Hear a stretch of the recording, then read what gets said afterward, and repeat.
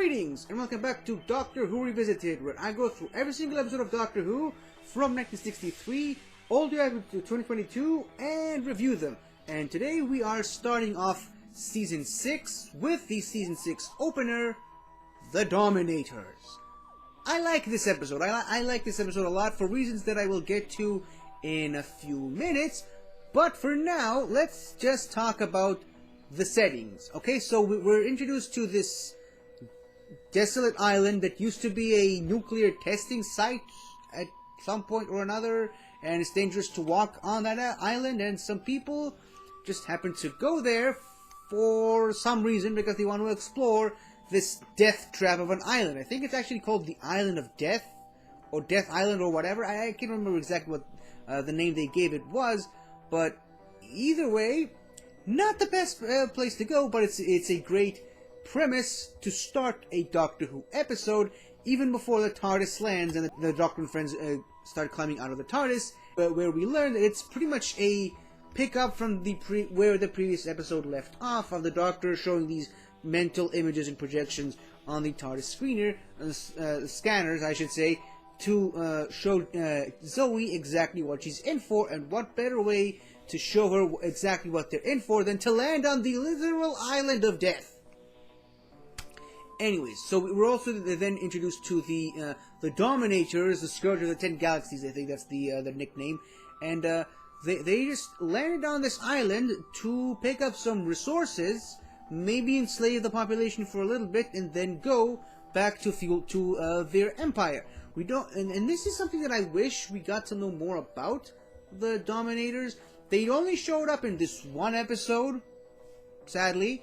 They do appear occasionally from time to time in other forms of Doctor Who media, but for the most part, they're kind of a no-show for the majority of the franchise's existence. I wish we got to learn more about them.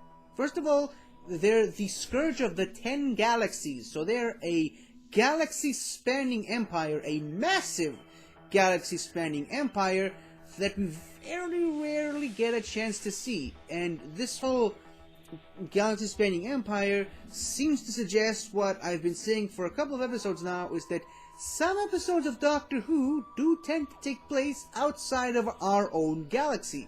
And I know that our own galaxy is huge, it's massive, it is a galaxy after all. But sometimes I wish we could get to see more of the wider scope of the universe. Remember, the universe isn't just this one galaxy that we happen to call home, it's thousands, hundreds of thousands, billions of other galaxies, and the Time Lords are self-imposed governors of all, and they just looking down. And even I like how the 10th Doctor says it in The Sound of Drums, that the Time Lords are looking down at the galaxies below, sworn never to interfere, only to watch. Keyword being galaxies, so they're not just looking after their own galaxy, which also happens to be the one where Earth is. There are other galaxies in the Doctor Who universe, so I wish we get to see more of that, as exemplified by this episode right here, and with the Dominators. At the moment of recording, I can't quite remember exactly the name of the planet, I apologize, but it's an example of another planet, very, very similar to our own. The inhabitants are also very similar to human beings, but it's a completely different point in space, so I like that. As far as the people themselves, they do tend to remind me a lot of the Time Lords, and a lot of, human governments, in a sense that they never really act, they just sit around and talk about what they're thinking of doing, but never actually do anything. They don't actually interact. Again, very similar to the Time Lords, sworn never to interfere, only to watch.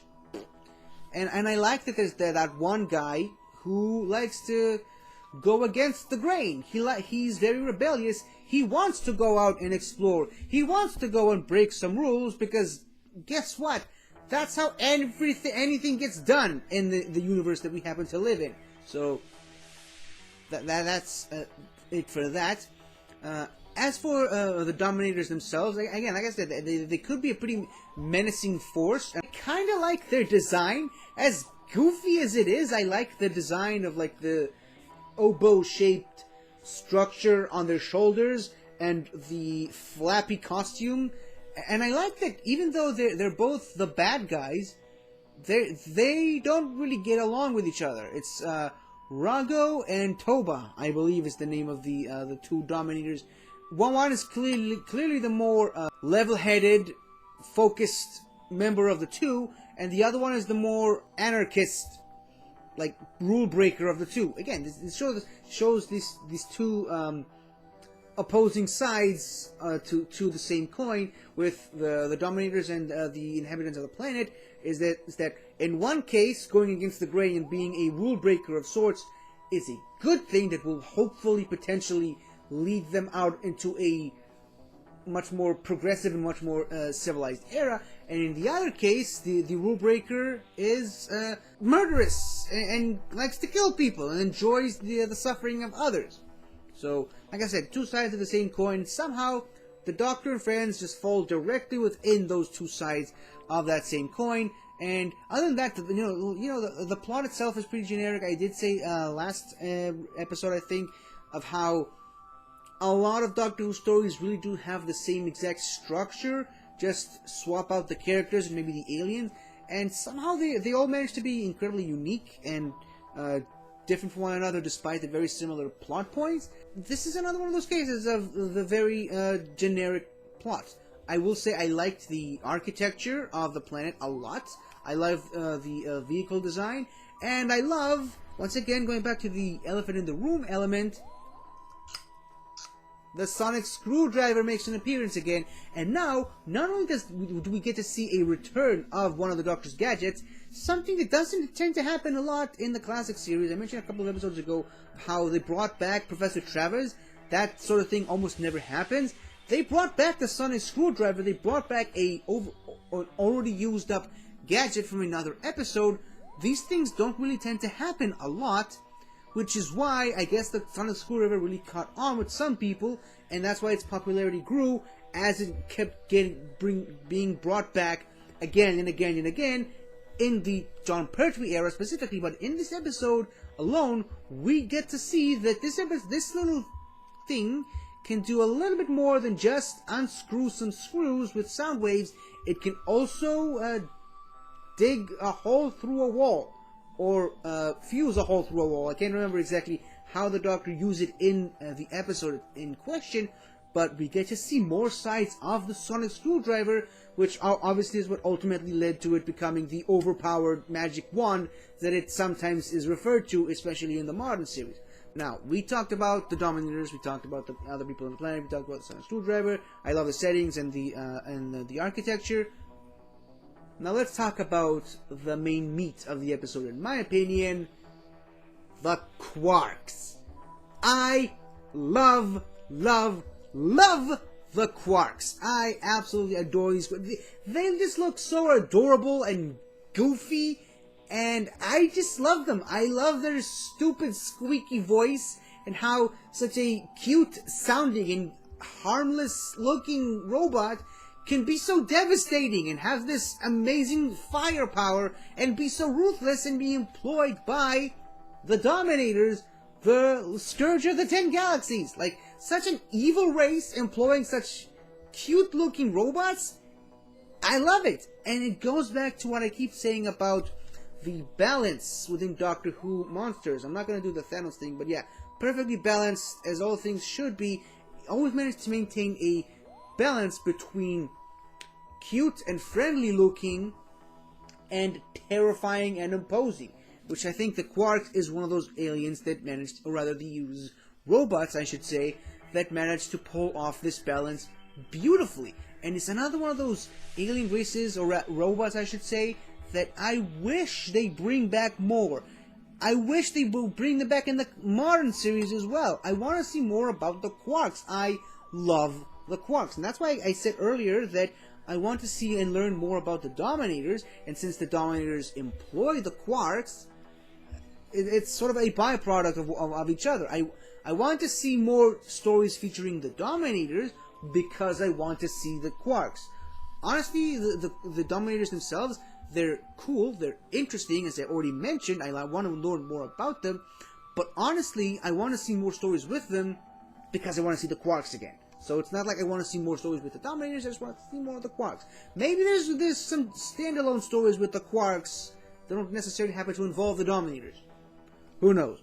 But yeah, I mentioned earlier in the previous episode that I recorded that the Doctor shows off his the second Doctor's tropes, I would say, of being frightened and unintimidating, hiding behind his massive intellect, and really trying not to give his enemies the advantage. And it's really being brought to the forefront in this episode, especially where he even tells Jamie that a stupid adversary is less threatening than a smart adversary, or something along those lines. So he allows them to go and examine Jamie first, where they discover that he's weak, he only has one heart, and he's very low intelligence, and he even tells the Doctor even tells Jamie to not display any great knowledge of anything to convince the Dominators that they're kind of stupid and they should be left alone, which eventually works out for the both of them. And I like that. I like that in a storytelling kind of trope. And also, I will say this, it's kind of interesting that they picked Jamie, and the first thing they notice about him is that he only has one heart. And this is, again, remember, it's still about a season or so before they introduced the idea that the Doctor has two hearts. I think this is the very first time we're being introduced to the concept of humanoid-looking beings with two hearts in the form of the other people in this story. But maybe it's a cool foreshadowing. Maybe it's what gave them the idea to come up with the plot point of, yeah, the Doctor has two hearts, because that's how Time Lords operate. Who knows? So this is still a little bit before the introduction of the idea of the two-hearted beings, the Time Lords, but it's a very interesting plot point that I think it's worth mentioning. All in all, this is a really great episode for Jamie. I love how he really takes charge of a lot of the things in the episode. He shoots some of the Quarks and he fires at the Dominators. I like that. He really takes the initiative. I like the Doctor's cleverness of using medical equipment to create bombs, because that's what the Doctor can do. He's that clever. He can pull something like that off. And I like how they eventually outwit the Dominators in a sense that the thing that they've been looking for ends up being the instrument of their own demise, where the Doctor uses the bomb that they tried to blow up the planet with to secure its resources. He eventually throws it onto their ship, and there's a lot of similarities, interestingly, with the Dalek invasion of Earth, where very similar to that, they had one person stuck in a shaft and sort of divert a bomb that was supposed to go through the shaft into the core of the planet and diverted it to a different location. So yeah, lots of similarities there, but I mean, other than that, that's really where the similarities end. Overall, I like the way the Doctor defeats them, and that this episode is another one of those episodes that directly lead into the next one, which that one I cannot wait to talk about because it's one of my favorite episodes of all time. So I think we should just wrap up this review and get to it. So overall, like I said, pretty generic storytelling episode with some cool characters. I love the reintroduction of the sonic screwdriver. I love that we get to see the Doctor eating some jelly babies, but before that became an official proper thing that's identified with the Doctor. And I love the Quarks and wish that they brought them back because I want to see them again. So that's it for me, and goodbye for now.